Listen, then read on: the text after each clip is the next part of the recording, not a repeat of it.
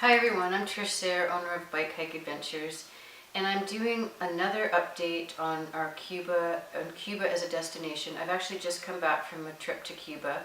I went there to find out how much Cuba has actually changed in the last little while from my last visit 2 years ago. So here's what I've learned. There's not as many changes going on yet as we had thought there were. I was there in September, which is the low season in Cuba, and there were not that many tourists there, I was happy to see. Come high season, November, December, there will definitely be a lot more than I've seen in September, especially now that some US flights have started. There are supposed to be 135 flights per day coming from the US to Cuba, but I don't believe those are all here just yet, but they are coming. So if you're wanting to get to Cuba before it changes, you do still have time to see the authentic Cuba. The changes that I saw that are occurring already are, first of all, there is internet now, but still you should expect to be disconnected while you're in Cuba. March 2015 is when internet first started in Cuba for the average Cuban, but it's not in people's homes and it's not in hotels yet. So what you'll have to do is buy a Wi-Fi card in one of the shops, specific shops. Some hotels will sell it as well. So you can buy those, and you may get it in some hotels in the lobby, definitely not in the rooms, but in the lobby. But those would be the bigger hotels. But for the most part, you'll have to go onto the streets to the Wi-Fi zones, and you'll be able to tell where those Wi-Fi zones are because there's a lot of people in the streets on their phones using the internet. I was able to get onto WhatsApp, but not make calls from WhatsApp, so just the chat aspect of WhatsApp. None of my emails worked. I have all Google, Gmail, Hotmail email accounts, and none of those worked. They just were not downloading. So pretty much I was disconnected for the week. So I'd still say expect that. Credit cards have been announced that they're accepting credit cards, US credit cards now, but still it's really hard to find anybody who will accept credit cards in Cuba. They are just not set up for it. In my whole week, I asked everyone everywhere and every vendor that I saw if they would be selling or if they would accept my Visa card, and only one place in the airport accepted it. So don't go with plastic expecting to use your plastic while you're there, because it just won't work. So US dollars are not the currency of choice to bring to Cuba still today, because for US dollars you're going to get a surcharge of 10% taken right off the top just because it's a US dollar. So I definitely don't recommend you bring US dollars. Canadian, euro, or pounds are the currencies to bring to Cuba, but it's important to note that when you do bring those currencies into Cuba, you will still have to change those currencies into the local currency, which is the convertible peso, the CUC, also known as the CUC. So there's not a lot of places in Cuba where you can actually change that money. Ideally, you're going to want to do that at the airport.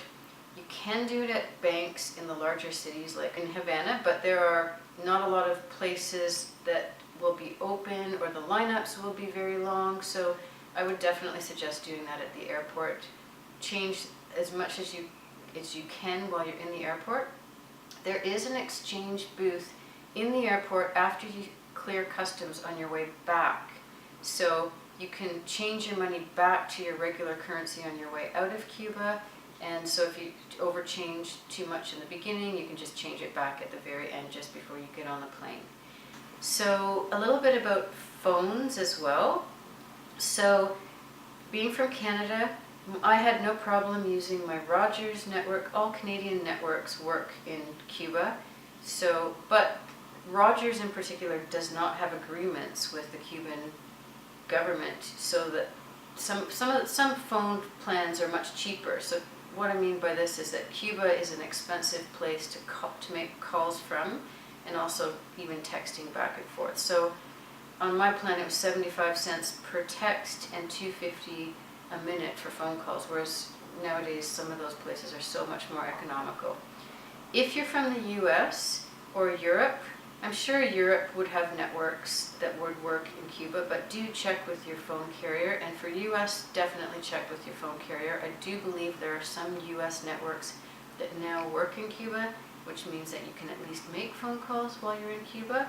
But again, do check to make sure that your network specifically does work. And if it doesn't, that's where you can make sure that you get yourself a phone card so that you can go onto Wi-Fi while you're there and at least send some emails or WhatsApp while you're there. What else? In terms of equipment, so biking trips, for example, bikes in Cuba, the bikes that we get for our trips, we cannot just re-ship bikes from around the world into Cuba whenever we want. It's extremely difficult to get bikes into Cuba. So the bikes that we're using are fine bikes for our trips. They're Treks and Specialized, but they're well used and we do not have the option to replenish when we want. So it's a good idea to bring your own bike seat. We definitely suggest our travelers bring their own bike seats. And even if you're doing a trip on your own in Cuba, it's a good idea to bring your own saddle. Just the saddle, you don't need the post. And any accessories that you might need for your bike. If you want to ride clipless, bring your own pedals and shoes, bicycle helmets, any clothing. You will not find any of that in Cuba. Hotels. So there's definitely some restoration going on in Cuba right now, but the restoration that's going on is going on very slowly. Some major player hotel chains are coming into Cuba. They've partnered with the Cuban government, so it's 49% to 51% ownership with the Cuban government, 51% for the Cuban government, and they are restoring some of those hotels. They're not ready yet, but you're probably, I'd say within the next couple of years, there will be more hotel choices and better hotel choices in Cuba. But right now, hotel choices in Cuba are still not going to be up to the standards that you're used to anywhere else in the world. And the same thing goes with the Casa Particulars. So one thing that's really common in Cuba, so be prepared for this, is a lot of hotel rooms do not have windows. It's just the design of the buildings. They have courtyards in the center of the building, and the windows will be a window to the courtyard, but not to the outside world. So, and a lot of hotel rooms are noisy. Cubans are loud people. They love music. They love dancing. They love life in many ways. So you'll definitely notice that it's a loud culture. So you got to get used to that. We've been saying from the beginning, expect to rough it a little in Cuba, because it's just Cuba. They don't have the access to get things into Cuba like anywhere else in the world has that access. Even developing world countries have the ability to import goods, but Cuba, because of the US embargo and because of restrictions with the Cuban government, there's the big word I can say that Cuba has, or the Cuban people experience, is lack. They do not have a lot of the supplies that we would have here. So, like some examples, of all the hotels and the Casa Particulars that I stayed in the last week, we had power outages that lasted anywhere from 20 minutes to an hour. One day the water just stopped working in my hotel room and didn't come on for 2 hours. When it did come on, it was just a trickle of water. Cuba has water shortages, and now that there are more people coming into the country, there are further shortages happening within the country. So drop the expectations is the best way to put it. Just go there with an open mind and experience what the Cubans have been living like for the last 50 years, because it's fascinating and it's eye-opening and it's enriching to see. So, which leads me to food. So, if you have any dietary restrictions and you want to do a trip to Cuba, definitely bring along some food supplements for yourself. Even if you don't have dietary restrictions, it's a good idea to bring supplements along, because you don't find shops in the streets that sell goods. It doesn't exist in Cuba. There's bodegas, which is where the locals buy their basic supplies, cooking oil,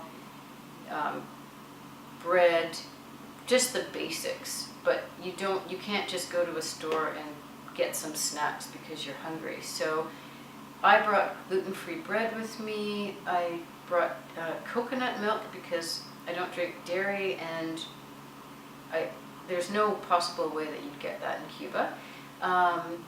If you're doing an active trip, energy bars. I brought a jar of peanut butter, which was a huge success with the local people. I just left it for them. And all of those things just made for my trip more comfortable, just to get a little of those creature comforts from home that are just not possible to get there. I was really pleasantly surprised with a lot of new paladars that are opening up that are really artistic and great chefs and interesting menus and cuisines, and just the decor is very funky. Like, I'd say very equivalent to the kind of restaurants that you would experience in Europe, North America, and some of the more developed places around the world. So in particular, I experienced those in Havana, and so Cuba has always been known for a very plain, basic menu. So don't go there expecting gourmet cuisine, and still don't go there expecting gourmet cuisine. But if you can do your research in advance to find some of these excellent paladars in Havana, I highly recommend doing that, because they'll make your trip so much more interesting, especially if you get a chance to talk to the chefs. And so just to wrap up, it was an amazing experience going to Cuba. Cuba is still Cuba. You'll still get the authentic Cuba if you go now. And just, again, make sure to go there with no expectations, and I think you'll have an incredible time, and you'll experience the amazing Cuban people who are so lively. You'll encounter people dancing in the streets. Make sure to spend some extra time going through Havana. Havana has so many amazing little nooks and crannies of the new entrepreneur who are starting to open up fascinating businesses. So pop your head into some of those businesses and have a chat with some of those. I went into a tattoo parlor, art gallery, a t-shirt designer, and just talked to the local people, which was really fascinating to hear how these young entrepreneurs are emerging in a time when foreign enterprise is now starting to become more popular and accepted in Cuba.